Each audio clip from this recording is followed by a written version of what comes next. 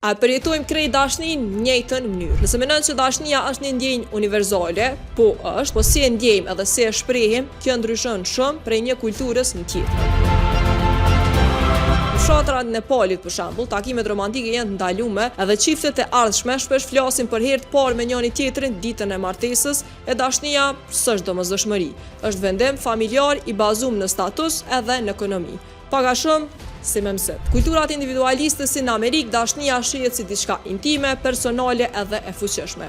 Kulturat kolektiviste si në Indi apo në Kinë, dashnia duhet me u përshtat me pritjet e familjes, rrethin social edhe sakrificës për grupin. E na si vend që jemi në tranzicion, i kemi provu pak prej të dyjave. Në kaluamën shumica e martesave kanë qenë planifikuar prej familjeve, kurse tash çdo ditë e më shumë po i afrohemi kulturës individualiste. E juve, cili shembull ju përshtatet më shumë, kallëzoni në komente e për më shumë video si kjo, bëjeni subscribe banit në YouTube, po edhe krejt platforma tjera.